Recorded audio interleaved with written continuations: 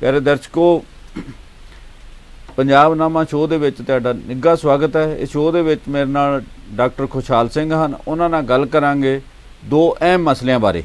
एक मसला है जलंधर की जिहड़ी जिमनी चोण हो रही है, उहदे लई बकायदा चोण प्रचार तो अगले कुछ दिनों तक शुरू होएगा, पर अज श्रोमणी अकाली दल ते बसपा ने जिहड़े बंगा तो विधायक ने डॉक्टर सुखविंदर कुमार सुखी उन्हां नूं उम्मीदवार ऐलान दिता है। पिछले कई दिनों तो क्यासराइयां चल रही सीगियां, कदे किसे बारे चल रही सीगियां, कदे पवन टीनू बारे, कदे सरवण सिंह फ्लोर बारे, कई तरह दियां चलदियां रहियां क्यासराइयां। अल्टीमेटली अज उन्हां दा ऐलान कर दिता गया। इस बारे चर्चा करांगे भी इहदे नाल अकाली दल की किस्मत चमकेगी। अकाली दल का जिहड़ा बहुत खंडा हो गया पिछले दिनों के विच कि इहदे नाल इहनूं डॉक्टर सुखी नूं उम्मीदवार बनाउण नाल कोई गल इन्हां दी बनेगी। उस तो अलावा गल करांगे कि अज 9वें गुरु श्री गुरु तेग बहादुर जी का प्रकाश उत्सव है, प्रकाश दिहाड़ा। उन्होंने हिंद की चादर कहा जाता है, तो उन्हों की सिक्ख्यावां की की प्रसंगिकता है, जिस पासे नूं साडा देश जा रहा है उहदे विच ये प्रसंगिकता होर भी वध गई है। तो डॉक्टर साहब तो शुरू करांगे। डॉक्टर साहब, तुसीं जिहड़े 9वें गुरु ने जिहड़ी अपनी कुर्बानी दित्ती सी, अपनी शहादत दित्ती सी, तुसीं उन्हां दी शहादत ते अज दा जिहड़ा दौर है जिहदे च असीं निकल रहे हैं, जिहदे विच फिर देश दे विच तरह तरह दे इस किस्म दीयां घटनावां वापर रहीआं ने, जिहदे विच घट गिणतियां लई खतरे वध रहे ने। तुसीं उन्हां दी जिहड़ी कुर्बानी, उन्हां दी जिहड़ी शहादत आ, उहनूं किवें देखदे हो? किवें अज भी उन्हां दी होर प्रसंगिकता जिहड़ी वध गई है, होर रैलेवेंस वध गया, किवें देखदे हो?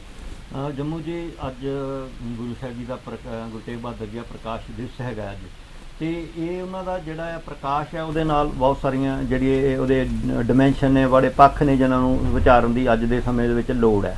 क्योंकि गुरु असीं सारे जानते हैं गुरु हरगोबिंद साहिब जी के सपुत्र सी गुरु तेग बहादुर जी, तो उन्होंने पहला नाम भी त्यागमल सीगा। उन्होंने करतारपुर की जंग के हिस्सा लिया, तो उन्होंने तो प्रभावित होकर गुरु साहिब जी ने उन्होंने नाम तेग बहादुर रख दिता सी। ते बहुत सारा समा फिर जिहड़े है वो दूसरे कारजां च बिजी रहे, तो उन्होंने तो उम्र के छोटे जिहड़े सीगे, पहला गुरु हरगोबिंद हर राय जी, फिर गुरु हरकृष्ण जी 8वें पातशाह, वो भी गुरगद्दी ते विराजमान हुए। तो उस तो बाद जाके उन्होंने पोत्यां दे मतलब बराबर दे जाके फिर जिहड़ा आ वो मिलती हैगी गुरगद्दी गुरु तेग बहादुर जी नूं। वो इस वक्त भी जिहड़ा साडा अज प्रसंगता इस करके ज़्यादा है कि जिहड़े हाकम ने, जिहड़े फिनोमिना आ वर्तारा आ औरंगजेब का, वो खत्म नहीं होया। औरंगजेब भावें फिजिकली खत्म हो गया, इतों मुगल स्टेट नहीं रही, लेकिन वो वर्तारा है उसका भी एक मेन जी लक्षण सी, निशानी सी, वो भी कहते सी कि मैं सारे धर्मां दे जिहड़े आ वो नबेड़ने हैगे आ रौले, तो मैं इक्को जिहा इस्लाम का जिहड़ा हैदरी झंडा है सारिਆਂ ਨੂੰ ਉਹਦੇ थल्ले लै आउणा आ। तो गुरु साहिब जी की शहादत का ਉਹਦੇ ਨਾਲ ਤਾਂ संबंध बनता है क्योंकि उस वक्त जिहड़ा कश्मीर का पंडित है वो इंटलैक्ट असीं कि वो इंटलैक्ट का एक वड्डा मील पत्थर समझा जाता सीगा। ये समझा जाता सी जिन्हें उन्होंने कर लिया है अपने अधीन, तो वो सारा इंटलैक्ट है, सारा जो ज्ञान है वो बाकी सारा सरेंडर कर देगा। ये इसे ध्यान च रख के औरंगजेब ने जिहड़े आ उन्हां ते सख्ती वधाई, तो उन्हां बारे कई लोक जिहड़ियां कहानियां ते लोकधारा दे विच मिलदियां कि वो 1.25 मन जनेऊ ला के तां जिहड़ा रोटी खांदा सी। हालांकि वो कई चंगे पक्ष भी सी औरंगजेब दे, वो जिहड़ा सरकारी खजाने चों कदी रोटी नहीं सी खांदा, वो अपने जिहड़ा हैगा वो शराब इहदा सेवन नहीं सी करदा, होर उहदे धार्मिक पक्षों कई गुणा भी समझे जाते। योजनाबंदी उन्हां दी बेहतरीन मन्नी जाती सी, जिहड़ी आर्थिकता सी उहनूं पैरां सिर करन च उन्हां ने काफ़ी उस दौर दे विच कदम चुके सीगे। बिल्कुल उन्हां दा होया, लेकिन इस तो पहलां जिहड़ा दौर सीगा ਉਹਦੇ ਵਿੱਚ सता के नेड़े दरबार के नेड़े ज़्यादा प्रभाव सूफी संतां का रहा सीगा। अपने संत मियाँ मीर तो लैके सारा जिहड़ा वो एक चल रहा सीगा। इन्हां दे आउण नाल औरंगजेब दे आउण नाल ये जिहड़ा आ धार्मिक दो क्लासां सीगियां इन्हां दीयां, एक सूफी मत सी, एक जिहड़ा शेख शाह सरहंदी दा दूसरा कट्टड़पंथी जिहड़ा वो सीगा ग्रुप, वो ग्रुप दी फिर प्रभाव जिहड़ा वध जांदे आ, तो वो अपने हिसाब नाल फिर जिहड़े सत्ता नूं चलाउंदे आ, सत्ता दा दुरुपयोग करदे आ। असीं देखा फिर जाके वो जिहड़ा शक्ति है जिहड़ी वधदी है। तो गुरु साहिब जी की वड्डी महानता विशेषता इस करके है ਕਿ ਕਸ਼ਮੀਰੀ ਪੰਡਤਾਂ ਦੇ ਜਿਹੜੇ ਧਾਰਮਿਕ ਅਕੀਦੇ ਸੀ, ਧਾਰਮਿਕ ਵਿਸ਼ਵਾਸ ਸੀ, ਗੁਰੂ ਸਾਹਿਬ ਜੀ ਉਹਨਾਂ ਨਾਲ ਕੋਈ ਸਹਿਮਤੀ ਨਹੀਂ ਸੀ ਉਹਨਾਂ ਦੀ। ਨਾ ਉਹ ਜਨੇਊ ਤੇ ਵਿਸ਼ਵਾਸ ਰੱਖਦੇ ਸੀ, ਨਾ ਉਹ ਤਿਲਕ ਲਾਉਂਦੇ ਸੀਗੇ, ਲੇਕਿਨ ਦੂਸਰੇ ਦੇ ਧਰਮ ਵਾਸਤੇ ਜਾ ਕੇ ਜਿਹੜਾ ਆਪਣੇ ਆਪ ਨੂੰ ਸਮਰਪਿਤ ਕਰਨਾ, ਇਹ ਵੱਡੀ ਗੱਲ ਸੀਗੀ।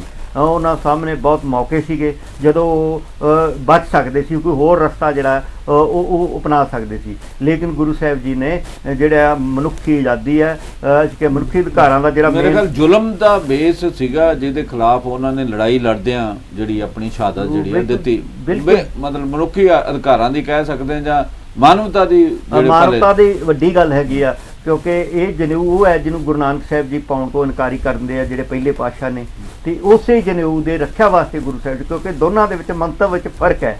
ਉੱਥੇ ਜਿਹੜਾ ਆ ਪੰਡਤ ਹੈ ਉਹ ਧੱਕੇ ਨਾਲ ਜਨੇਊ ਪਾਉਣਾ ਚਾਹੁੰਦਾ ਆ, ਇੱਥੇ ਧੱਕੇ ਨਾਲ ਲਾਉਣਾ ਚਾਹੁੰਦਾ ਆ।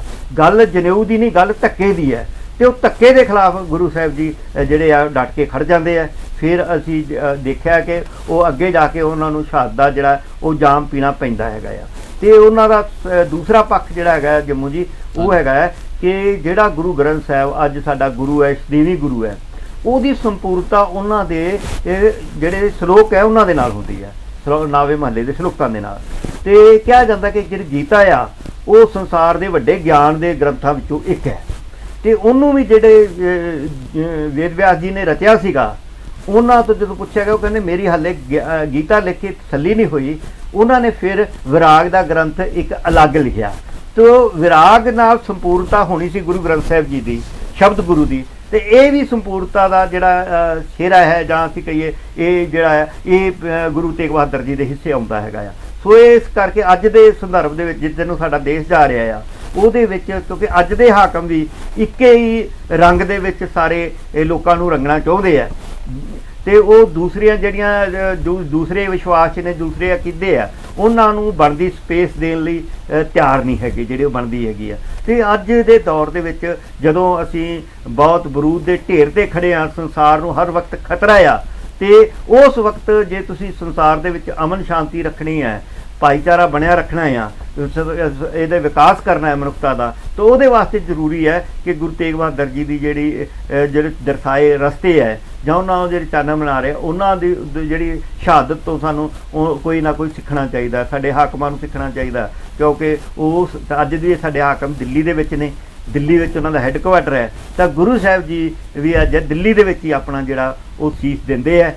ਤੇ ਉਹ ਕਿੱਡਾ ਵੱਡਾ ਇੱਕ ਥੋੜਾ ਗੁਲਦਸਤਾ ਆ ਉਹਨਾਂ ਦੀ ਸ਼ਹਾਦਤ ਦੇ ਨਾਲ। ਉਹਨਾਂ ਦੇ ਨਾਲ ਜਿਹੜੇ ਸਾਥੀ ਨੇ ਉਹ ਮਤੀ ਦਾਸ, ਸਤੀ ਦਾਸ, ਉਸ ਹਿੰਦੂ ਧਰਮ ਦੇ ਉਸ ਜਿਹੜੇ ਬ੍ਰਾਹਮਣ ਪਰਿਵਾਰਾਂ ਵਿੱਚੋਂ ਹੀ ਆਉਂਦੇ ਹੈਗੇ ਆ, ਜਿਨ੍ਹਾਂ ਨੇ ਗੁਰੂ ਸਾਹਿਬ ਜੀ ਦੀ ਸਭ ਤੋਂ ਵੱਧ ਵਿਰੋਧਤਾ ਕੀਤੀ ਹੈਗੀ ਆ। ਸੋ ਇਹ ਸਾਰਾ ਕੁਛ ਜਿਹੜਾ ਅਸੀਂ ਕੰਪਲੀਟ ਕਰਦੇ ਹਾਂ, ਤਾਂ ਉਹ ਅੱਜ ਦੇ ਦੌਰ ਦੇ ਵਿੱਚ ਇਹਦੀ ਪ੍ਰਸੰਗਤਾ ਬੜੀ ਵੱਧ ਹੈਗੀ ਹੈ। ਔਰ ਸਾਡੇ ਖਾਸ ਕਰਕੇ ਅਸੀਂ ਕਹੀਏ ਕਿ ਸਿੱਖ ਸਮਾਜ ਦੇ ਵਿੱਚ ਵੀ ਜਿਹੜਾ ਔਰੰਗਜ਼ੇਬਵਾਦ ਹੈ, ਜਿਹੜਾ ਫਨੋਮਨਾ ਆ, ਉਹ ਅਸੀਂ ਜਿਹੜਾ ਦੇਖਿਆ ਹੈਗਾ ਪਿਛਲੇ ਦੇ ਵਿੱਚ ਧੱਕੇ ਨਾਲ ਗੁਰਦੁਆਰਿਆਂ ਤੋਂ ਤੁਸੀਂ ਕਿ ਮੇਜ਼ ਕੁਰਸੀਆਂ ਹਟਾਉਣ ਦਾ ਮਸਲਾ ਹੋਵੇ ਜਾਂ ਹੋਰ ਮਸਲੇ ਹੋਣ, ਅਸਲ 'ਚ ਅਸੀਂ ਇੱਕੋ ਜਿਹਾ ਸਾਰਾ ਜਿਹੜਾ ਉਹ ਵਰਤਾਰਾ ਕਰਨਾ ਚਾਹੁੰਦੇ ਹਾਂ। ਅੱਜ ਦੇ ਦੌਰ 'ਚ ਭਾਵੇਂ ਸਿੱਖਜ਼ਮ ਹੋਵੇ, ਭਾਵੇਂ ਹਿੰਦੂਇਜ਼ਮ ਹੋਵੇ, ਤੇ ਭਾਵੇਂ ਕੋਈ ਹੋਰ ਧਾਰਮਿਕ ਵਿਸ਼ਵਾਸ ਹੋਵੇ, ਉਸ ਵਕਤ ਉਹਦੇ ਜਿਹੜੇ ਮੰਨਣ ਵਾਲੇ ਨਿਆਈ ਹੈ ਉਹਨਾਂ ਵਾਸਤੇ ਜਿਹੜੀ ਇਹ ਹੋਰ ਪ੍ਰਸੰਗਤਾ ਜਿਹੜੇ ਗੁਰੂ ਸਾਹਿਬ ਜੀ ਦੀ ਵੱਧ ਜਾਂਦੀ ਹੈ। ਗੁਰੂ ਸਾਹਿਬ ਦੀ ਜਿਹੜੀ ਸ਼ਹਾਦਤ ਹੈ ਉਹਦੇ ਤੋਂ ਸਾਨੂੰ ਜਿਹੜਾ ਉਹ ਸਿੱਖਣਾ ਚਾਹੀਦਾ ਸਮਾਜ ਨੂੰ, ਤਾਂ ਕਿ ਇਹ ਸਾਡਾ ਜਿਹੜਾ ਭਾਈਚਾਰਾ ਆ ਤੇ ਆਪਸੀ ਵਿਸ਼ਵਾਸ ਹੈ ਉਹ ਬਣਿਆ ਰਹੇ। ਡਾਕਟਰ ਸਾਹਿਬ, ਇਸ ਤੋਂ ਬਾਅਦ ਅਸੀਂ ਵੱਧਦੇ ਹਾਂ ਇੱਕ ਅਹਿਮ ਜਿਹੜੀ ਚੋਣ ਪੰਜਾਬ ਦੇ ਵਿੱਚ ਹੋਣ ਜਾ ਰਹੀ ਹੈ, ਭਾਵੇਂ ਕਿ ਅਗਲੀਆਂ ਲੋਕ ਸਭਾ ਦੇ ਵਿੱਚ ਵੀ ਜਿਹੜੀਆਂ ਸਾਲਕ ਦਾ ਸਮਾਂ ਹੀ ਰਹਿ ਗਿਆ, ਅਪ੍ਰੈਲ ਤੋਂ ਮਾਰਚ ਦੇ ਐਂਡ ਤੋਂ ਬਾਅਦ ਜਿਹੜੀਆਂ ਅਗਲੀਆਂ 24 ਦੀਆਂ ਚੋਣਾਂ ਦਾ ਪ੍ਰੋਗਰਾਮ ਸ਼ੁਰੂ ਹੋ ਜਾਣਾ। ਪਰ ਇੱਥੇ ਪੰਜਾਬ ਦੇ ਵਿੱਚ ਜਲੰਧਰ ਲੋਕ ਸਭਾ ਹਲਕੇ ਦੀ ਜਿਹੜੀ ਜਿਮਨੀ ਚੋਣ ਹੋਣ ਜਾ ਰਹੀ ਹੈ, ਚੌਧਰੀ ਸੰਤੋਖ ਸਿੰਘ ਦੀ ਬੇਵਕਤ ਮੌਤ ਹੋ ਗਈ ਹੈ, ਉਸ ਤੋਂ ਬਾਅਦ ਜਿਹੜਾ ਇੱਥੇ ਚੋਣਾਂ ਦਾ ਦੌਰ ਜਿਹੜਾ ਇਸ ਹਲਕੇ ਦੇ ਵਿੱਚ ਸ਼ੁਰੂ ਹੋ ਗਿਆ। ਕਾਂਗਰਸ ਪਾਰਟੀ ਨੇ ਆਪਣੀ ਬਕਾਇਦਾ ਮੁਹਿੰਮ ਸ਼ੁਰੂ ਕਰ ਦਿੱਤੀ ਹੈ। ਉਹਨਾਂ ਦੀ ਜਿਹੜੀ ਵਿਧਵਾ ਕਰਮਜੀਤ ਕੌਰ ਨੂੰ ਉਹਨਾਂ ਟਿਕਟ ਦਿੱਤੀ ਹੈ ਕੋਈ ਹਫ਼ਤਾ 10 ਦਿਨ ਪਹਿਲਾਂ, ਉਹ ਆਪਣਾ ਚੋਣ ਮੈਦਾਨ ਪਖਾ ਰਿਹਾ। ਦੂਜੇ ਪਾਸੇ ਜਿਹੜੀ ਆਮ ਆਦਮੀ ਪਾਰਟੀ ਸੀ, ਉਹਨਾਂ ਨੇ ਵੀ ਕਾਂਗਰਸ ਦੇ ਵਿੱਚੋਂ ਇੱਕ ਸ਼ਖਸ ਨੂੰ ਜਿਹੜੇ ਸਾਬਕਾ ਵਿਧਾਇਕ ਹੈ ਉਹਨੂੰ ਸੁਸ਼ੀਲ ਰਿੰਕੂ ਨੂੰ ਟਿਕਟ ਦੇ ਦਿੱਤੀ ਹੈ। ਉਹਦੇ ਤੋਂ ਲੱਗਦਾ ਹੈ ਕਿ ਆਪ ਦੇ ਵਿੱਚ ਜਿਹੜਾ ਉਮੀਦਵਾਰਾਂ ਦਾ ਇੱਕ ਤੋੜਾ ਲੱਗਦਾ ਹੈ ਇਹ ਚਰਚਾ ਜਿਹੜੀ ਚਾਰੇ ਪਾਸੇ ਹੈਗੀ ਆ, ਉਹਨਾਂ ਦੇ ਆਪਣੇ ਅੰਦਰ ਵੀ ਇਸ ਗੱਲ ਦੀ ਚਰਚਾ ਹੈਗੀ ਆ। ਪਰ ਅੱਜ ਜਿਹੜਾ ਸ਼੍ਰੋਮਣੀ ਅਕਾਲੀ ਦਲ ਤੇ ਬਸਪਾ ਨੇ ਜਿਹੜਾ ਬੰਗਾ ਹਲਕੇ ਤੋਂ ਉਮੀਦਵਾਰ ਜਿਹੜਾ ਦੁਆਬਾ ਹੈ, ਦੁਆਬੇ 'ਚੋਂ ਸ਼੍ਰੋਮਣੀ ਅਕਾਲੀ ਦਲ ਨੂੰ ਇੱਕ ਹੀ ਸੀਟ ਮਿਲੀ ਹੈ।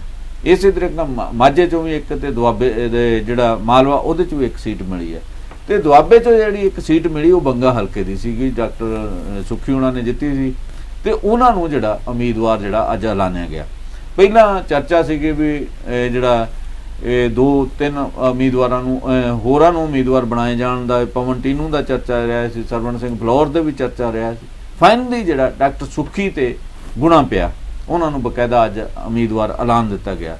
ਡਾਕਟਰ ਸੁੱਖੀ ਇਹ ਜ਼ਰੂਰ ਆ ਵੀ ਮਿਹਨਤੀ ਬੰਦੇ ਨੇ, ਉਹਨਾਂ ਦੇ ਉੱਪਰ ਕਿਸੇ ਕਿਸਮ ਦਾ ਕੋਈ ਦੋਸ਼ ਨਹੀਂ ਲੱਗਦਾ, ਉਹ ਸਾਫ਼ ਸੁਥਰੀ ਰਾਜਨੀਤੀ ਕਰਨ ਵਾਲੇ ਆ। ਪ੍ਰੋਫੈਸ਼ਨ ਦੇ ਪੱਖੋਂ ਉਹਨਾਂ MBBS ਕੀਤੀ ਹੋਈ ਆ, ਆਪਣਾ ਉਹਨਾਂ ਦਾ ਹਸਪਤਾਲ ਆ, ਅੱਜ ਵੀ ਉਹ ਆਪਣੇ ਹਸਪਤਾਲ ਦੇ ਵਿੱਚ ਮਿਹਨਤ ਕਰਦੇ ਆ, ਉਹਨੂੰ ਚਲਾਉਂਦੇ ਆ, ਰੋਜ਼ ਮੇਰਾ ਖਿਆਲ ਕੋਈ ਨਾ ਕੋਈ ਆਪਰੇਸ਼ਨ ਕਰਦੇ ਆ।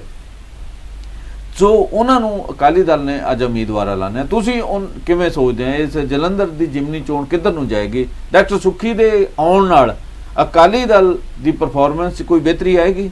ਕੀ ਤੁਹਾਡਾ ਕਹਿਣਾ ਇਹਦੇ 'ਤੇ? ਜੰਮੂ ਦੀ ਜਿਹੜੀ ਜਲੰਧਰ ਸੀਟ ਹੈ, ਇਹਨੂੰ ਕਈ ਪੱਖਾਂ ਤੋਂ ਜਿਹੜੀ ਹੈਗੀ ਆ ਉਹ ਸਮਝਣ ਦੀ ਲੋੜ ਹੈਗੀ ਆ। ਬਾਕੀ ਜਿਹੜਾ ਪੰਜਾਬ ਹੈ, ਕਈਆਂ ਥਾਵਾਂ 'ਤੇ ਰਿਆਸਤਾਂ ਦਾ ਰਾਜ ਰਿਹਾ ਆ, ਔਰ ਪੰਜਾਬ ਦੇ ਬਾਕੀ ਹਿੱਸਿਆਂ ਦੇ ਵਿੱਚ ਸਿੱਖ ਰਾਜ ਵੀ ਰਿਹਾ ਹੈਗਾ ਆ। ਇਹ ਜਲੰਧਰ ਦਾ ਇਲਾਕਾ ਆ ਜਿੱਥੇ ਉਸ ਤਰ੍ਹਾਂ ਦਾ ਸਿੱਖ ਪ੍ਰਭਾਵ ਪਹਿਲਾਂ ਜਿਹੜਾ ਆ ਉਹ ਨਹੀਂ ਰਿਹਾ, ਬਾਕੀ ਸਾਰੇ ਪੰਜਾਬ 'ਚ ਸਾਨੂੰ ਬਾਕੀ ਥਾਵਾਂ 'ਤੇ ਮਿਲਦਾ ਆ। ਇਹਦਾ ਹੀ ਕਾਰਨ ਹੈ ਕਿ ਇਹ ਸੀਟ ਹੈ ਜਿਹੜੀ, ਇਹ ਭਾਵੇਂ ਅਕਾਲੀ ਦਲ ਨੇ ਵੀ ਜਿੱਤੀ ਹੈ, ਵੀ ਨਹੀਂ ਜਿੱਤੀ, ਲੇਕਿਨ ਇਹ ਉਦੋਂ ਹੀ ਜਿੱਤੀ ਹੈ ਜਦੋਂ ਉਹ ਦੂਸਰੇ ਪਾਰਟੀਆਂ ਦੇ ਨਾਲ ਉਹਦਾ ਜਿਹੜਾ ਕੰਬੀਨੇਸ਼ਨ ਬਣਦਾ ਰਿਹਾ ਆ। ਅੱਜ ਵੀ ਜੇ ਅਸੀਂ ਅੱਜ ਦੇ ਸੰਦਰਭ ਵਿੱਚ ਦੇਖੀਏ ਤੇ ਕਾਂਗਰਸ 9 ਚੋਂ 5 ਦੇ ਉੱਤੇ ਜਿੱਤੀ ਹੋਈ ਹੈ। ਉਸ ਵਕਤ ਜਿੱਤੀ ਹੋਈ ਹੈ ਜਦੋਂ ਇੱਕ ਲਹਿਰ ਸੀਗੀ, ਆਪ ਦੀ ਲਹਿਰ ਦੇ ਵਿੱਚ 5 ਸੀਟਾਂ ਜਿੱਤਣੀਆਂ। ਇਸ ਇਲਾਕੇ ਦੇ ਇਹ ਦੱਸਦਾ ਕਿ ਇਹ ਇਲਾਕਾ ਬਾਕੀ ਪੰਜਾਬ ਨਾਲੋਂ ਹੋਰ ਕਈ ਐਂਗਲਾਂ ਤੋਂ ਵੱਖਰਾ ਹੈਗਾ ਆ। ਇੱਥੇ ਦਲਿਤ ਵੋਟ ਬਹੁਤ ਵੱਡੀ ਗਿਣਤੀ ਦੇ ਵਿੱਚ ਹੈ। ਪਿਛਲੇ ਸਮੇਂ ਦੇ ਵਿੱਚ ਜਦੋਂ ਪਿਛਲੀਆਂ ਇਲੈਕਸ਼ਨਾਂ ਹੋਈਆਂ ਸੀਗੀਆਂ ਤਾਂ ਉਸ ਵਕਤ ਇੱਥੋਂ ਬਸਪਾ ਦੇ ਉਮੀਦਵਾਰ ਸੀਗੇ ਵਿਕਰਮ ਸਿੰਘ ਸੋਢੀ, ਤਾਂ ਵਿਕਰਮ ਸਿੰਘ ਸੋਢੀ ਨੂੰ ਵੀ 1.25 ਲੱਖ ਦੇ ਨੇੜੇ ਵੋਟ ਇੱਥੋਂ ਜਿਹੜੀ ਇਸ ਹਲਕੇ ਤੋਂ ਪੈ ਗਈ। 2 ਹਲਕਿਆਂ, ਇੱਕ ਹਲਕੇ ਦੇ ਵਿੱਚ ਤਾਂ ਉਹ ਲੀਡ ਵੀ ਕਰ ਗਏ ਸੀਗੇ। ਸੋ ਇਹ ਇਸ ਤਰ੍ਹਾਂ ਸਾਨੂੰ ਸਮਝਣਾ ਪਏਗਾ। ਦੂਜਾ ਹੈ ਕਿ ਅਕਾਲੀ ਦਲ ਦੇ ਵਿੱਚ ਜਿਹੜਾ ਹੈਗਾ ਹੈ, ਇਹ ਜਿਹੜੀ ਸੀਟ ਜਿੱਤੀ ਹੋਈ ਸੀ ਅਕਾਲੀ ਦਲ ਨੇ ਇੱਕ ਸੁੱਖੀ ਵਾਲੀ, ਇਹ ਮੈਨੂੰ ਲੱਗਦਾ ਕਿ ਅਕਾਲੀ ਦਲ ਦੇ ਪ੍ਰਭਾਵ ਨਾਲ ਉਹ ਕਈ ਥਾਵਾਂ 'ਤੇ ਪਰਸਨਲ ਵਿਅਕਤੀ ਦਾ ਇੱਕ ਛਵੀ ਹੁੰਦੀ ਹੈ, ਉਹਦਾ ਜਿਹੜੇ ਪਿਛਲੇ ਇਲੈਕਸ਼ਨਾਂ ਦੇ ਵਿੱਚ ਉਹ ਜਿੱਤ ਗਏ ਸੀਗੇ। ਲੇਕਿਨ ਜਿਹੜਾ ਆ ਅਕਾਲੀ ਦਲ ਦਾ ਸੰਕਟ, ਵੈਸੇ ਤਾਂ ਸਾਰੀਆਂ ਪਾਰਟੀਆਂ ਦਾ ਜੰਮੂ ਜੀ ਵੱਡਾ ਸੰਕਟ ਹੈ, ਅਸੀਂ ਦੇਖ ਲਿਆ ਆ। ਜਿਹੜੇ ਵੱਡੀਆਂ ਪਾਰਟੀਆਂ ਜਿਹੜੀਆਂ ਰਾਜ ਕਰ ਰਹੀਆਂ ਨੇ, ਉਹਨੂੰ ਆਪਣੇ ਕੇਡਰ ਦੇ ਵਿੱਚੋਂ ਜਿਹੜਾ ਆ ਉਹ ਕੋਈ ਯੋਗ ਵਿਅਕਤੀ ਨਹੀਂ ਲੱਭਿਆ ਜਿਹੜਾ ਉੱਥੇ ਲੋਕਾਂ ਦੀ ਪ੍ਰਤੀਨਿਧਤਾ ਕਰ ਸਕਦਾ ਹੋਵੇ। ਉਹ ਦੂਸਰੀਆਂ ਪਾਰਟੀਆਂ ਤੋਂ ਪੱਟ ਕੇ ਜਿਹੜੇ ਆ ਵਿਅਕਤੀ ਲਿਆਂਦੇ ਗਏ ਆ। ਤੇ ਇਹਦੇ ਵਿੱਚ ਜਿਹੜਾ, ਕਿਉਂਕਿ ਪਹਿਲਾਂ ਅਸੀਂ ਦੇਖਿਆ ਆ ਕਿ ਅਕਾਲੀ ਦਲ ਇੱਕ ਉਹ ਨਰਸਰੀ ਹੈ ਜਿਹਨੇ ਪ੍ਰਕਾਸ਼ ਸਿੰਘ ਬਾਦਲ ਤੋਂ ਲੈ ਕੇ ਪ੍ਰਤਾਪ ਸਿੰਘ ਕੈਰੋ ਵਗੈਰੇ ਵੱਡੇ ਲੀਡਰ ਹੈ ਜਿਹੜੇ ਕਾਂਗਰਸ ਨੂੰ ਜਿਹੜੇ ਦਿੱਤੇ ਹੈਗੇ ਆ, ਉਹ ਜਿਹੜੇ ਆ ਅਕਾਲੀ ਦਲ ਨੇ ਦਿੱਤੇ ਆ। ਅਕਾਲੀ ਦਲ ਨਰਸਰੀ ਬੀਜਦਾ ਸੀ, ਇੱਕ ਵਰਕਰ ਤਿਆਰ ਕਰਦਾ ਸੀ, ਤੇ ਦੂਜੀਆਂ ਪਾਰਟੀਆਂ 'ਚੋਂ ਵੀ ਵੱਡੇ ਅਹੁਦਿਆਂ ਤੇ ਗਏ ਹੈਗੇ ਆ। ਹੁਣ ਪਿਛਲੇ ਸਮੇਂ ਦੇ ਵਿੱਚ ਸਾਡੇ ਕਾਮਰੇਡ ਪਾਰਟੀਆਂ ਸੀਗੀਆਂ, ਕਾਂਗਰਸ ਫਿਰ ਵੀ ਵਰਕਰ ਹੁੰਦੇ ਸੀ ਕੋਈ ਨਾ ਕੋਈ, ਉਹ ਵਰਕਰ ਦੇ ਟ੍ਰੇਨਿੰਗ ਵਗੈਰਾ ਮਾੜੀ ਮੋਟੀ ਹੁੰਦੀ ਸੀ, ਉਹਦਾ ਤਿਆਰੀ ਹੁੰਦੀ ਸੀ। ਲੇਕਿਨ ਪਿਛਲੇ ਸਮੇਂ ਦੇ ਵਿੱਚੋਂ ਇਹ ਸਾਰਾ ਕੁਝ ਜਿਹੜਾ ਬੰਦ ਕਰ ਦਿੱਤਾ ਹੈ। ਹੁਣ ਵਰਕਰਾਂ ਦੀ ਲੋੜ ਨਹੀਂ ਰਹੀ ਪਾਰਟੀਆਂ ਨੂੰ, ਹੁਣ ਆ ਗਏ ਵਲੰਟੀਅਰ। ਸਾਡੀ ਜਿਹੜੀ ਰਾਜ ਕਰਦੀ ਪਾਰਟੀ ਆ ਉਹਨੇ ਕੋਈ ਵਰਕਰ ਬਣਾਏ ਨਹੀਂ, ਉਹਨਾਂ ਨਾਲ ਕੋਈ ਜ਼ਿਲ੍ਹਾ ਪ੍ਰਧਾਨ, ਨਾ ਕੋਈ ਤਹਿਸੀਲ ਪ੍ਰਧਾਨ, ਕੋਈ ਉਹਨਾਂ ਦੀ ਆਰਗੇਨਾਈਜੇਸ਼ਨ ਨਹੀਂ। ਉਹ ਸਿੱਧੇ ਹੀ ਜਵਾਬਦੇਹ ਹੈਗੇ ਆ ਜਿਹੜਾ ਪਾਰਟੀ ਦੇ ਜਿਹੜੇ ਸੁਪਰੀਮੋ ਉਹਨਾਂ ਨੂੰ। ਸੋ ਇਸ ਕਰਕੇ ਵਰਕਰਾਂ ਦੇ ਵਿੱਚੋਂ ਤੇ ਵਰਕਰਾਂ ਦੇ ਕੋਈ ਜਿਹੜੇ ਸਿਆਸੀ ਅਧਿਕਾਰ ਨਹੀਂ ਹੁੰਦੇ, ਜੇਕਰ ਹੁੰਦੇ ਵਰਕਰਾਂ ਦੇ, ਵਲੰਟੀਅਰ ਦੇ ਨਹੀਂ ਹੁੰਦੇ, ਵਲੰਟੀਅਰ ਨਹੀਂ ਪੁੱਛ ਸਕਦੇ। ਸੋ ਇਸ ਕਰਕੇ ਉਹ ਜਿਹਨੂੰ ਮਰਜ਼ੀ ਜਦੋਂ ਮਰਜ਼ੀ ਜਿੱਥੋਂ ਮਰਜ਼ੀ ਲਿਆ ਕੇ ਖੜੇ ਕਰ ਦੇਣ। ਤੇ ਅਕਾਲੀ ਦਲ ਦੇ ਵਿੱਚ ਵੀ ਵੱਡਾ ਸੰਕਟ ਜਿਹੜਾ ਆ ਇਹ ਆਇਆ। ਅਕਾਲੀ ਦਲ ਹਾਲੇ ਤੱਕ ਇਹ ਮੇਰੇ ਖਿਆਲ ਸਮਝਣ ਵਿੱਚ ਕਾਮਯਾਬ ਨਹੀਂ ਹੋ ਸਕਿਆ। ਜੇਕਰ ਉਹ ਝੁੰਦਾ ਕਮੇਟੀ ਨੂੰ ਇਮਾਨਦਾਰੀ ਨਾਲ ਲਾਗੂ ਕਰ ਦਿੰਦਾ ਤਾਂ ਅਕਾਲੀ ਦਲ ਦਾ ਕੁਝ ਫਰਕ ਪੈ ਸਕਦਾ ਸੀ। ਹੁਣ ਅਕਾਲੀ ਦਲ ਬਿਨਾਂ ਕੋਈ ਵੱਡੀ ਤਬਦੀਲੀ ਕਰੇ ਜਿਹੜਾ ਸੁਧਾਰ ਕਰਨਾ ਚਾਹੁੰਦਾ ਆ, ਹੁਣ ਇਹ ਸੁਧਾਰ ਕੱਲੇ ਸੁੱਖੀ ਦੇ ਵੱਸ ਦੀ ਗੱਲ ਨਹੀਂ। ਸੁੱਖੀ ਬੇਦਾਗ ਹੈ, ਬੜੀ ਚੰਗੀ ਛਵੀ ਆ ਉਹਦੀ, ਬਾਕੀਆਂ ਦੇ ਮੁਕਾਬਲੇ ਵਿਅਕਤੀਗਤ ਤੌਰ ਤੇ ਚੰਗੇ ਹੋ ਸਕਦੇ ਨੇ, ਲੇਕਿਨ ਜਦੋਂ ਲੋਕ ਸਭਾ ਦੀਆਂ ਇਲੈਕਸ਼ਨਾਂ ਹੁੰਦੀਆਂ ਨੇ ਕੱਲਾ ਵਿਅਕਤੀ ਤਾਂ ਉੱਥੇ ਨਹੀਂ ਮੈਟਰ ਕਰਦਾ। ਉਹ 1 2 3 ਹਲਕਿਆਂ ਤੱਕ ਹੋ ਸਕਦਾ। ਬਿਲਕੁਲ 9 ਹਲਕੇ ਆ, 9 ਹਲਕਿਆਂ ਦੇ ਵੱਖ-ਵੱਖ ਰੁਝਾਨ ਨੇ। ਜਿਸ ਤਰ੍ਹਾਂ ਇਹਦੇ ਵਿੱਚ ਹੁੰਦਾ ਸੀ ਪਿੱਛੇ ਸੰਗਰੂਰ ਦੇ ਇਲੈਕਸ਼ਨਾਂ 'ਚ ਦੇਖ ਚੁੱਕੇ ਆ। ਪੰਜਾਬ ਦੇ ਵਿੱਚ ਜਿਹੜੇ ਹਾਲਾਤ ਨੇ ਬੜੇ ਜਿਹੜੇ ਆ ਨਾ ਇੱਥੇ ਬਹੁਤ ਤੇਜ਼ੀ ਨਾਲ ਫਨੋਮਨੇ ਬਦਲ ਰਹੇ ਆ। ਲੋਕ ਜਿਹੜੇ ਆ ਪਿਛਲੇ ਟ੍ਰੈਂਡ ਨੂੰ ਅਗਲੇ ਟ੍ਰੈਂਡ ਨਾਲ ਨੂੰ ਬਹੁਤ ਛੇਤੀ ਚੇਂਜ ਹੋ ਜਾਂਦੇ ਆ। ਉਹਦੇ ਵਿੱਚ ਕੀ ਪ੍ਰਭਾਵ ਪੈਂਦਾ ਹੈਗਾ ਇਹ ਤੇ ਆਉਣ ਵਾਲਾ ਸਮਾਂ ਦੱਸੇਗਾ। ਪਰ ਅਸੀਂ ਅਸੀਂ ਅੰਕੜੇ ਲਾਉਂਦੇ ਹਾਂ ਬੈਠ ਕੇ, ਅਸੀਂ ਡਾਟੇ ਜਿਹੜੇ ਪਿੱਛੇ ਆ ਉਹਨੂੰ ਆਧਾਰ ਮੰਨ ਕੇ ਚੱਲਦੇ ਹਾਂ, ਲੇਕਿਨ ਕਈ ਵਾਰੀ ਇਹ ਵੀ ਜਿਹੜੇ ਆ ਅਸੀਂ ਦੇਖਿਆ ਇੱਧਰ ਉੱਧਰ ਹੋ ਜਾਂਦੇ ਆ। ਪਰੰਤੂ ਹੁਣ ਦੇ ਹਾਲਾਤਾਂ ਦੇ ਵਿੱਚ ਮੈਨੂੰ ਜ਼ਿਆਦਾ ਉਮੀਦ ਨਹੀਂ ਕਿ ਅਕਾਲੀ ਦਲ ਕੋਈ ਉੱਥੇ ਵੱਡੀ ਕੋਈ ਪਰਫਾਰਮੈਂਸ ਕਰ ਪਾਏਗਾ। ਠੀਕ ਹੈ, ਉਹਨਾਂ ਦਾ ਆਪਣਾ ਪਰਸਨਲ ਅਸਰ ਸੁਖ ਹੈਗਾ। ਤੇ ਇਸ ਵਕਤ ਜਿਹੜੇ ਇੱਕ ਅਸੀਂ ਕਹੀਏ ਇੱਕ ਆਈ ਹੋਈ ਸੀਗੀ ਭਾਵਨਾ ਸੀਗੀ, ਕਮਜ਼ੋਰ ਭਾਵਨਾ ਅਕਾਲੀ ਵਰਕਰ ਦੀ ਹੈ।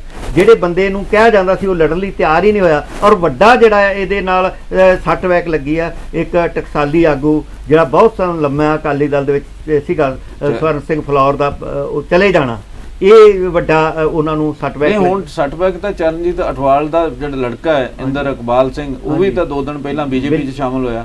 ਹੋ ਸਕਦਾ ਬੀਜੇਪੀ ਉਹਨੂੰ ਟਿਕਟ ਦੇ ਦੇਵੇ। ਬਿਲਕੁਲ ਜੀ, ਇਹ ਟਿਕਟ ਉਹਨਾਂ ਨੇ ਐਲਾਨ ਕਰ ਦਿੱਤਾ। ਮੇਰੇ ਖਿਆਲ ਇੱਕ ਦੇ ਫਾਰਮਲ ਤੌਰ ਤੇ ਬਾਕੀ ਹੈ, ਇਹ ਹੋ ਜਾਣਾ ਹੈ। ਇਹਦੇ ਨਾਲ ਅਕਾਲੀ ਦਲ ਦਾ ਜਿਹੜਾ ਜਿਹੜੇ ਅਸੀਂ ਕਹੀਏ ਉਹ ਮਨੋਵਿਗਿਆਨਿਕ ਤੌਰ ਤੇ ਬੜੀ ਕਮਜ਼ੋਰੀ ਆ ਗਈ ਉਹਨਾਂ ਦੇ ਵਿੱਚ।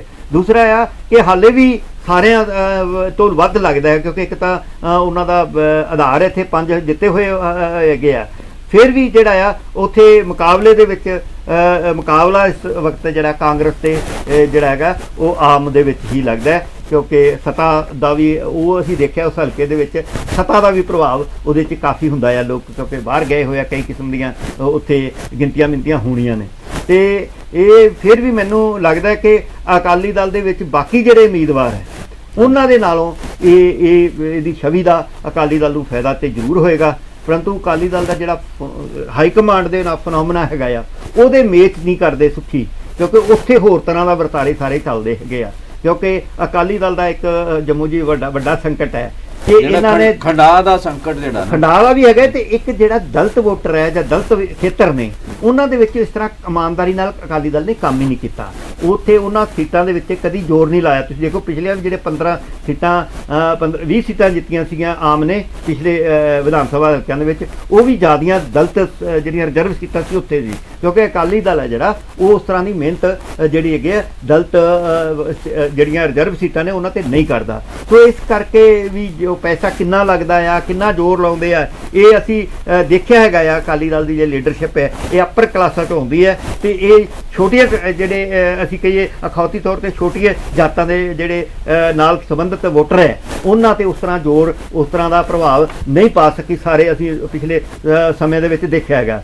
ਤੇ ਦੂਜੀ ਗੱਲ ਇਹ ਇਸ ਵਕਤ ਹੈਗੀ ਹੈ ਕਿ ਵੱਡੇ ਪੱਧਰ ਤੇ ਪ੍ਰਚਾਰ ਜੇ ਕੀਤਾ ਜਾ ਰਿਹਾ ਉਸ ਭਾਰਤੀ ਜਨਤਾ ਪਾਰਟੀ ਵੱਲੋਂ ਕੀਤਾ ਜਾ ਰਿਹਾ। ਉਹਨਾਂ ਵੱਲੋਂ ਵੀ ਭਾਵੇਂ ਜਿੱਤ ਵਾਲੇ ਪਾਸੇ ਦਾ ਨਾਂ ਵੀ ਸੋਚੀਏ, ਪਰ ਉਹਨਾਂ ਦਾ ਲਗਾਤਾਰ ਯਤਨ ਹੈ ਕਿ ਸਾਡਾ ਜਿਹੜਾ ਕੇਡਰ ਹੈ ਇਹਨੂੰ ਕਿਵੇਂ ਵਧਾਇਆ ਜਾਵੇ। ਉਹਦੇ ਵਿੱਚ ਇਹਨਾਂ ਨੇ ਸਿੱਖ ਲੀਡਰਸ਼ਿਪ ਦੇ ਵਿੱਚ ਸਿੱਖ ਚਿਹਰੇ ਘੱਟੋ ਘੱਟ ਇਹ ਚੀਜ਼ ਜਿਹੜੀ ਅੱਗੇ ਲੈ ਕੇ ਆਉਂਦੀ ਹੈ ਕਿ ਉਸ ਹਲਕੇ ਦੇ ਵਿੱਚ ਉਹ ਇੱਕ ਦਾ ਖੇਡ ਰਹੇ ਆ ਪਗੜੀ ਵਾਲੇ ਜਿਹੜੇ ਉਮੀਦਵਾਰ ਤੇ ਸਿੱਖ ਉਮੀਦਵਾਰ ਤੇ ਉਹਦੇ ਨਾਲ ਉਹ ਬਾਹਰ ਮੈਸੇਜ ਦੇਣਾ ਚਾਹੁੰਦੇ ਆ ਕਿ ਅਸੀਂ ਮਿਨੋਰਟੀਆਂ ਦੇ ਬਹੁਤ ਜਿਹੜੇ ਆ ਧਿਆਨ ਰੱਖਦੇ ਆ, ਖੈਰ ਖਵਾਹ ਆ। ਅਸੀਂ ਇਹਨਾਂ ਨੂੰ ਦੇਖੋ ਇਵੇਂ ਦੇ ਮੌਕੇ ਦੇ ਰਹੇ ਹਾਂ ਜਦੋਂ ਕੋਈ ਪਾਰਟੀ ਬਾਕੀ ਪਾਰਟੀ ਆ ਜਿਹੜੀ ਉਹ ਇਸ ਤਰ੍ਹਾਂ ਦੇ ਉਮੀਦਵਾਰ ਨਹੀਂ ਉਤਾਰ ਰਹੀ, ਅਸੀਂ ਉਤਾਰ ਰਹੇ ਹਾਂ। ਤੇ ਜਿਹੜੇ ਦੂਸਰੇ ਪਾਸੇ ਇੱਕ ਪਿਛਲੇ ਫਨੋਮਨੇ ਨੇ ਵੀ ਜਿਹੜਾ ਡੈਂਟ ਪਾਇਆ ਆਮ ਆਦਮੀ ਪਾਰਟੀ ਦੇ ਪ੍ਰਭਾਵ ਦੇ ਵਿੱਚ, ਉਹਨੂੰ ਵੀ ਉਹ ਵਰਤਣਾ ਚਾਹੁੰਦੇ ਆ। ਜਦੋਂ ਭਾਵੇਂ ਗੁਰਦੁਆਰਿਆਂ ਦੇ ਉੱਤੇ ਘੇਰੇ ਪਾਉਣ ਦੀ ਗੱਲ ਹੋਵੇ, ਵਿਸਾਖੀ ਦੇ ਉੱਤੇ ਸਿਕਿਉਰਿਟੀ ਦੀ ਗੱਲ ਹੋਵੇ, ਉਹ ਸਾਰੇ ਜਦੋਂ ਮਸਲੇ ਇਵੇਂ ਦੇ ਚੱਲ ਰਹੇ ਆ ਉਸ ਵਕਤ ਇਸ ਤਰ੍ਹਾਂ ਦਾ ਪੈਂਤੜਾ ਲੈਣਾ ਜਿਹੜਾ ਆ ਬੀਜੇਪੀ ਵੱਲੋਂ ਇਹ ਡੈਂਟ ਤਾਂ ਪਾਉਂਦਾ ਹੀ ਹੈਗਾ ਆ। ਇਹ ਹੁਣ ਆਉਣ ਵਾਲਾ ਵਕਤ ਦੱਸੇਗਾ ਕਿ ਉਹ ਕਿੰਨਾ ਕੁ ਆਉਣ ਵਾਲੇ ਭਵਿੱਖ ਦੇ ਵਿੱਚ ਇਹ ਪ੍ਰਭਾਵਿਤ ਕਰੇਗਾ। ਪਰ ਇਹ ਇਸ ਚੀਜ਼ 'ਚ ਕੋਈ ਦੋ ਰਾਵਾਂ ਨਹੀਂ ਗਿਆ। ਉਹ ਵੱਡੇ ਵੱਡੇ ਲੀਡਰਾਂ ਨੂੰ ਆਪਣੇ ਵੱਲ ਖਿੱਚ ਕੇ, ਭਾਵੇਂ ਉਹ ਹੋਰ ਵੀ ਕਈ ਕਾਰਨ ਹੁੰਦੇ ਹੋਣ ਉਹਦੇ, ਪਰੰਤੂ ਉਹਨਾਂ ਨੇ ਇੱਕ ਜਿਹੜੀ ਹੈ ਪੈਂਤੜਾ ਜ਼ਰੂਰ ਇਵੇਂ ਦਾ ਖੜਾ ਕਰ ਦਿੱਤਾ ਹੈ, ਜਿਹੜਾ ਸੱਤਾਧਾਰੀ ਨੂੰ ਵੀ ਜਿਹੜਾ ਦੋਨੇ ਪਾਸੇ ਵੱਡਾ ਨੁਕਸਾਨ ਕਰ ਰਿਹਾ। ਉਹ ਕਾਂਗਰਸ ਨੂੰ ਵੀ ਨੁਕਸਾਨ ਕਰ ਰਿਹਾ ਜਿਹੜੇ ਉਹਨਾਂ ਪਿਛਲੇ ਜਿਹੜੇ ਬਣਾਏ ਆ, ਤੇ ਉਹ ਆਮ ਆਦਮੀ ਪਾਰਟੀ ਨੂੰ ਨੁਕਸਾਨ ਕਰ ਰਿਹਾ। ਕਿੰਨਾ ਕਰ ਰਿਹਾ ਇਹ ਤਾਂ ਸਮਝ ਦੱਸੋ। ਮੈਨੂੰ ਲੱਗਦਾ ਡਾਕਟਰ ਸਾਹਿਬ ਵੀ ਜਿਹੜਾ ਕੁੱਲ ਮਿਲਾ ਕੇ ਮੁਕਾਬਲਾ ਜਿਹੜਾ ਜਲੰਧਰ ਲੋਕ ਸਭਾ ਹਲਕੇ ਦਾ ਬੜਾ ਰੌਚਕ ਬਣ ਜਾ ਰਿਹਾ, ਤੇ ਬਹੁਤ ਵੱਡਾ ਮਾਰਜਨ ਮੇਰਾ ਖਿਆਲ ਸ਼ਾਇਦ ਨਾ ਹੋਵੇ ਜਿਵੇਂ ਦੇ ਟਫ ਮੁਕਾਬਲਾ ਹੋਣਾ, ਕਿਉਂਕਿ ਸਾਰੀਆਂ ਧਿਰਾਂ ਨੇ ਕੋਸ਼ਿਸ਼ ਕਰਨੀ ਹੈ, ਕਿਉਂਕਿ 24 ਦੇ ਵਿੱਚ ਸਾਲ ਤੋਂ ਵੀ ਘੱਟ ਸਮਾਂ ਰਹਿ ਜਾਣਾ, ਤੇ ਇਸ ਕਰਕੇ ਸਾਰੀਆਂ ਧਿਰਾਂ ਜ਼ੋਰ ਲਾਉਣਗੀਆਂ। ਤੇ ਇਸ ਕਰਕੇ ਦੇਖਣਾ ਹੋਏਗਾ ਕਿ ਜਲੰਧਰ ਦੀ ਚੋਣ ਜਿਹੜੀ ਆ ਉਹ ਕਿੱਧਰ ਨੂੰ ਜਾਂਦੀ ਹੈ, ਕਿਹੜੀ ਧਿਰ ਕਿੰਨਾ ਜ਼ੋਰ ਅਜਮਾਈ ਕਰਦੀ ਹੈ। ਹਾਕਮ ਧਿਰ ਦਾ ਇਸ ਗੱਲ ਲਈ ਜ਼ਿਆਦਾ ਜ਼ੋਰ ਲੱਗੇਗਾ ਕਿਉਂਕਿ ਉਹ ਸੰਗਰੂਰ ਹਾਰ ਚੁੱਕੇ ਆ, ਉਹਨਾਂ ਨੇ ਆਪਣਾ ਜਿਹੜਾ ਰੁਤਬਾ ਬਚਾਉਣ ਲਈ, ਆਪਣੀ ਸਾਖ ਬਚਾਉਣ ਲਈ ਉਹ ਵੀ ਇਸ ਚੋਣ ਨੂੰ ਜਿੱਤਣ ਦਾ ਪੂਰਾ ਜ਼ੋਰ ਲਾਉਣਗੇ। ਤੇ ਅਕਾਲੀ ਦਲ ਵੀ ਮੇਰਾ ਖਿਆਲ ਜਿਵੇਂ ਹੁਣ ਉਤਰਿਆ ਮੈਦਾਨ ਦੇ ਵਿੱਚ, ਤੇ ਬਸਪਾ ਦਾ ਏਰੀਆ ਰਿਹਾ, ਇਸ ਕਰਕੇ ਇਹਨਾਂ ਦਾ ਵੀ ਯਤਨ ਹੋਏਗਾ। ਤੇ ਬੀਜੇਪੀ ਜਿਹੜੀ ਹੈ ਕੋਸ਼ਿਸ਼ ਕਰ ਰਹੀ ਹੈ ਅੱਗੇ ਵਧਣ ਦੀ, ਤੇ ਦੇਖਣਾ ਹੋਏਗਾ ਕਿ 10 ਜਿਹੜੀ ਤਰੀਕ ਹੈ 10 ਮਈ ਨੂੰ ਵੋਟ ਕਿੱਧਰ ਪੈਂਦੇ ਆ, ਤੇ 13 ਨੂੰ ਨਤੀਜੇ ਆਏਗਾ ਜਿਸ ਦਿਨ, ਉਸ ਦਿਨ ਪਤਾ ਲੱਗੇਗਾ ਵੀ ਕਿਹਦੇ ਹੱਕ ਦੇ ਵਿੱਚ ਮਾਮਲਾ ਜਿਹੜਾ ਨਿਪਟਦਾ, ਵੋਟਰ ਕਿਹਦੇ ਹੱਕ 'ਚ ਫਤਵਾ ਦਿੰਦੇ ਆ। ਸਾਨੂੰ ਉਡੀਕ ਰਹੇਗੀ ਜਿਹੜੀ ਅਗਲੇ ਦਿਨਾਂ ਦੇ ਵਿੱਚ ਇਸ ਹਲਕੇ ਦੇ ਵਿੱਚ ਕੀ ਉਤਰਾਅ ਚੜ੍ਹਾਅ ਆਉਣਗੇ, ਉਦੋਂ ਵੀ ਗੱਲ ਕਰਾਂਗੇ। ਤੇ ਡਾਕਟਰ ਸਾਹਿਬ ਤੁਹਾਡਾ ਸਾਡੇ ਸ਼ੋਅ 'ਚ ਸ਼ਾਮਲ ਹੋਣ ਲਈ ਬਹੁਤ ਬਹੁਤ ਸ਼ੁਕਰੀਆ।